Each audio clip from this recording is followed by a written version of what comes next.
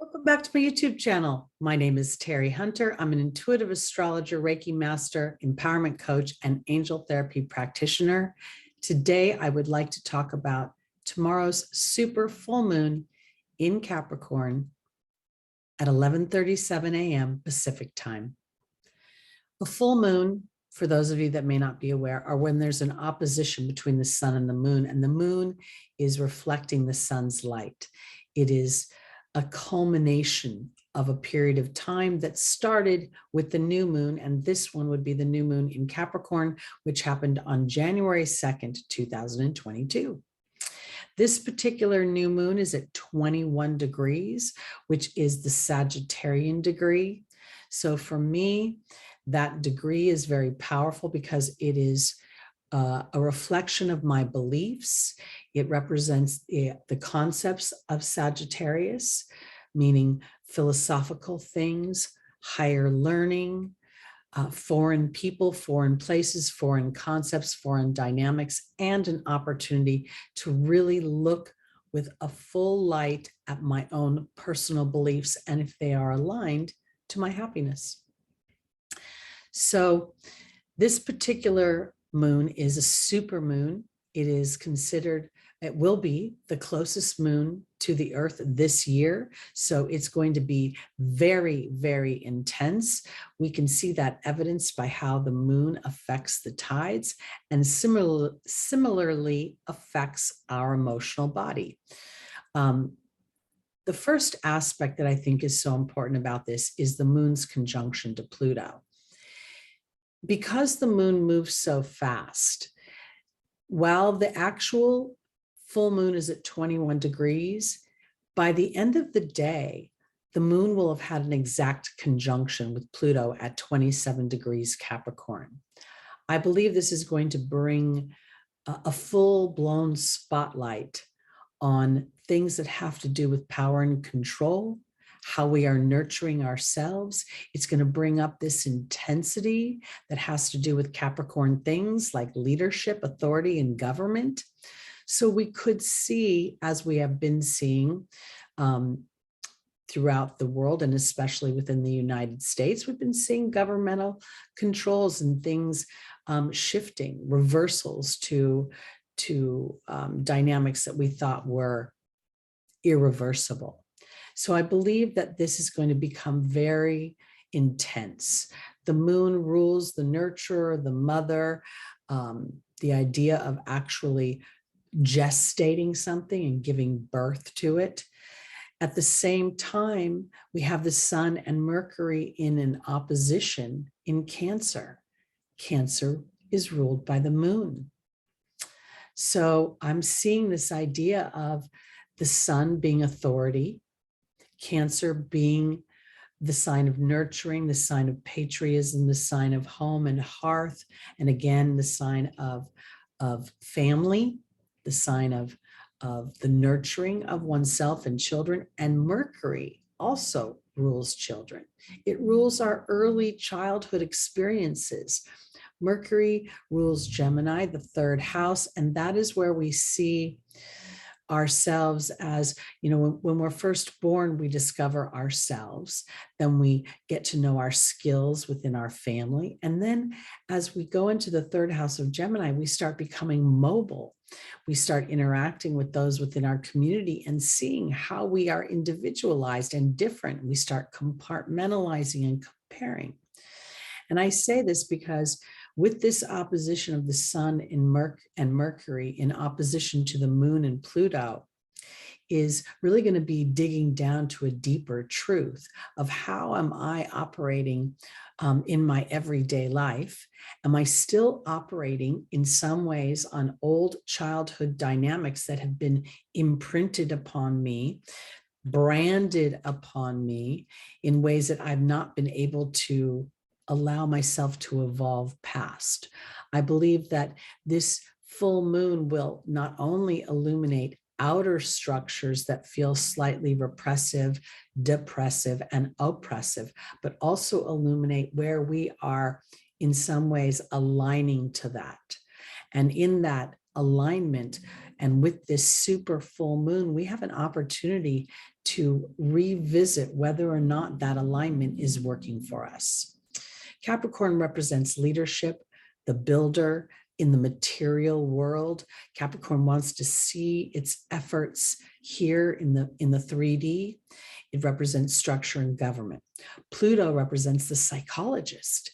It represents that deeper truth, the unconscious mind. And the moon, again, the nurturer, my intuitive body. So there could be this, as Pluto and the moon come together, there can be this awareness on an intuitive level that you have allowed yourself to feel power and control over yourself through the media, through things that are being fed to the general population. I must say, yesterday when I was watching, I'm a General Hospital fan, and I think any of you that have watched any of my shows know I watch a lot of TV. And I literally was watching every single commercial break started with a drug commercial. And so I started to think that back when soap operas started, they were geared towards housewives and the products that housewives would use, AKA soap and whatever else, everyday items. Now we see this shift. And I'm saying that because the idea of Capricorn being government and control, Pluto being the things that we can't see, and other people and other people's money, and the moon being nurturing, I feel like we're starting to become more aware of the sublime and subliminal messages that we're getting through our outside information as represented by the opposition of Mercury and the sun. We're going to start to differentiate whether or not those things are working for us, which initially will bring up intense feelings, because there may be feelings of betrayal or feelings that there are criminal activities being perpetrated upon us in the guise of things being nurturing for us. So this feels like a very, very intense time. A lot of astrologers are talking about, as July continues on, we're going to get more and more intense aspects. And these are all aspects to me that are bringing up opportunities that feel disruptive, but give us as individuals this dynamic that can change our karmic destiny. And I say destiny because we choose an intention, and we want to feel determined to experience this. The moon and Pluto are making a sextile to Neptune. And Neptune is a very spiritual planet. It's a planet of dreams. It's a planet of escapism. It's a planet of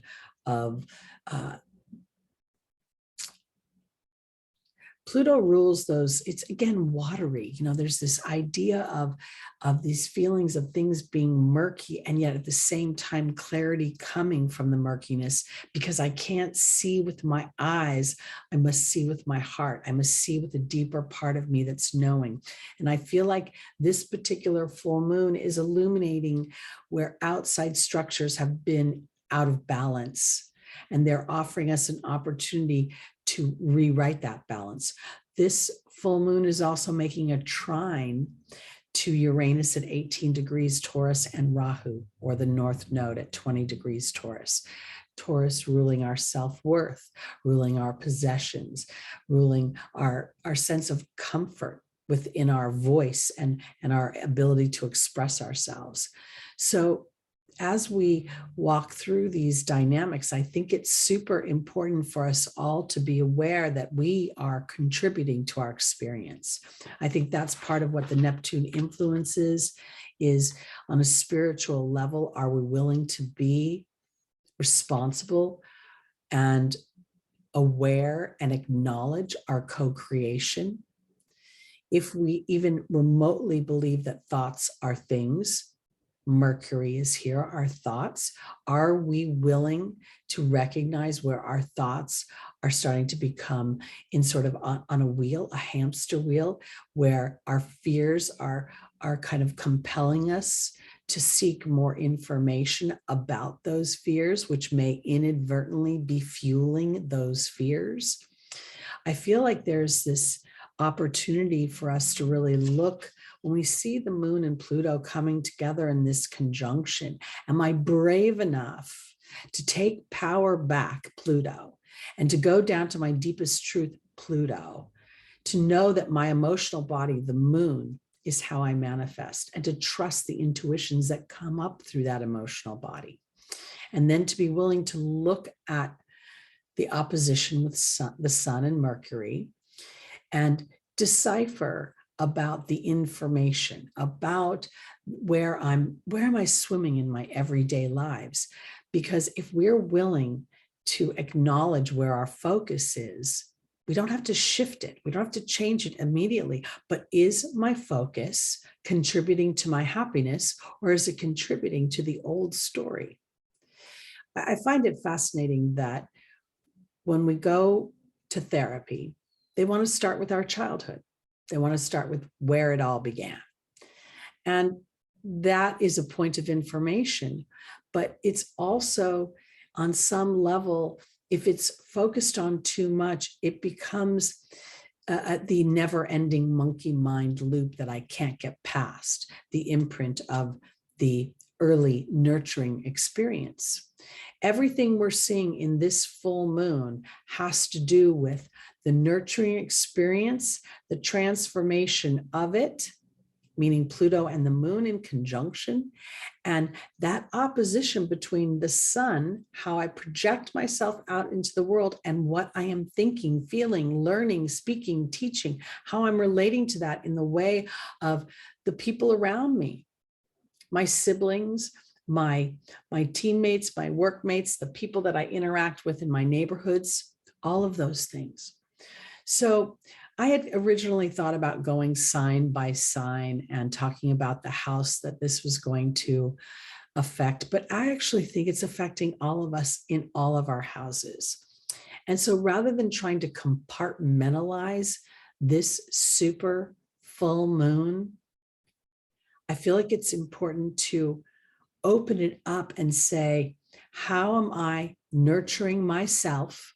How am I giving my power away through my focus, whether it be intentional or unintentional? It is not really important. The awareness of it and the willingness to sit in compassion for that, that would be the sextile to Neptune. Neptune rules compassion. It rules an inner knowing of the divine oneness of us all. So I want to offer you over the next few days, because this full moon will affect us for 3 days before and 3 days after. And we also have some retrogrades coming up next week. Chiron is going to go retrograde. Jupiter is going to go retrograde. The United States of America's natal chart is having a square between transiting Jupiter and natal Jupiter. So we're going to see a lot within our media about our beliefs, and we're going to want to move into new territories with those beliefs. We're going to want to be recognized as individuals and kind of get back down to the grassroots of what the United States country was built on. Again, the axis of Cancer, which is the sun sign and a stellium in the United States chart, in opposition to Capricorn, which is governmental traditional structures that may no longer be applicable as we have gone into a full-blown technological age.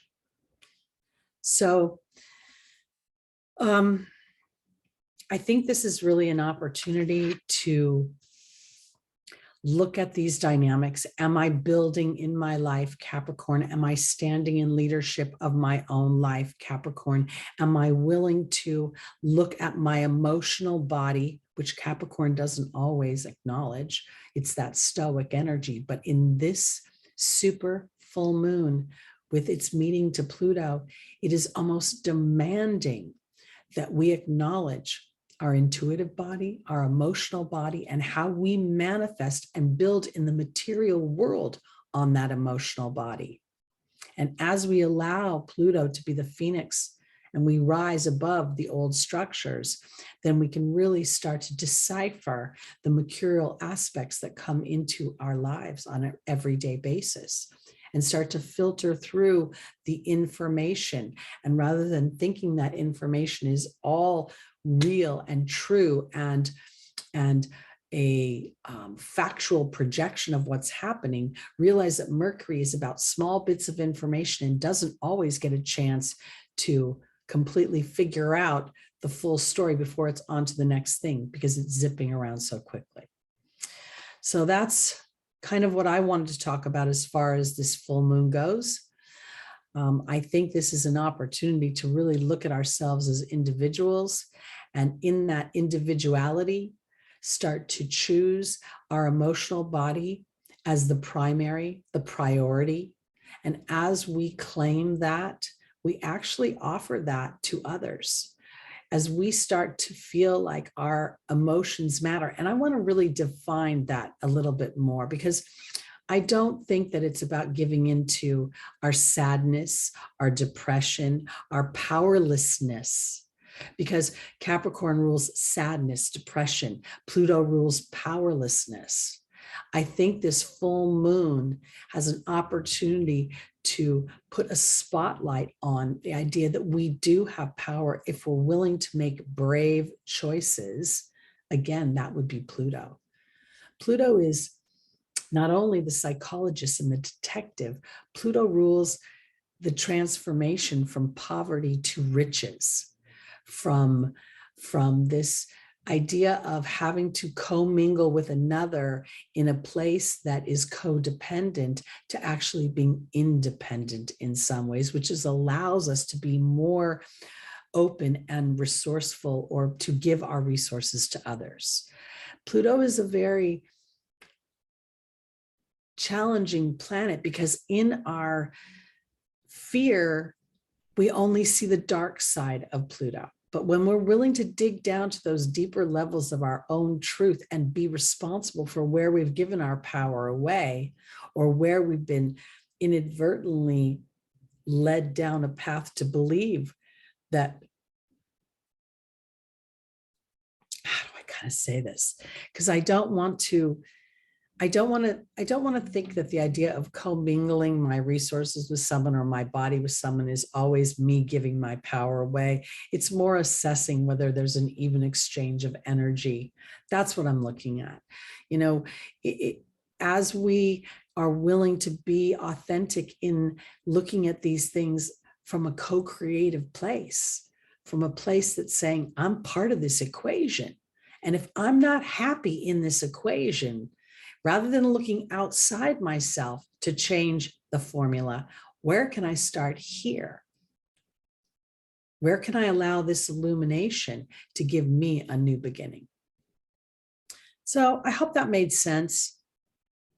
The more and more I do this work, the more I see how the planets are lining up right now to really bring forth our sense of power as individuals and as souls that have come here to express that power. And the power is our individuality, our sense of creativity, the celebration of others expressing their creativity. And as we do that, and as we allow others to be themselves, then we naturally get the privilege and the enjoyment and the emotional security of being ourselves, and then knowing that we get to be accepted within the pack as we as humans want to be. It's kind of like a full moon. There's an opposition that actually creates connection. Within in a full moon, the earth sits in the middle.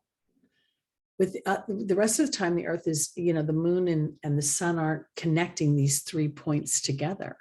And astrologers talk about your sun, your moon, and your rising sign. So I kind of feel like if I was to throw something out there, maybe the earth would be considered our rising sign, because that is the point where we are birthing ourselves into the earthly experience. So I hope I'm not going too esoteric and too broad here, but what I think is that as we allow ourselves to take the higher vibrations of these dynamics, which is Pluto, Mercury and Neptune aligning with this full moon to give us clarity on how we are fueling ourselves through what we're reading, speaking, teaching, writing. How are we confirming our beliefs that support us or actually anchor us to what makes us not happy? Then we have much power to shift that dynamic. And that comes through Neptune's compassion.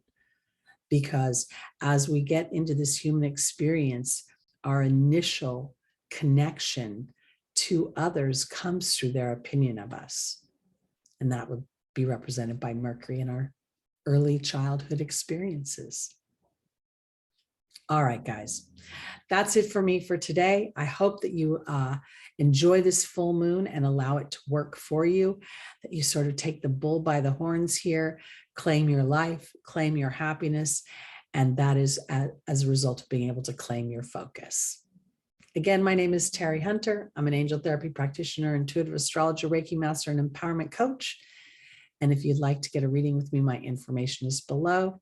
I'll be back on Sunday morning at 11 a.m. Pacific time with your weekly astrology. Talk to you later, guys.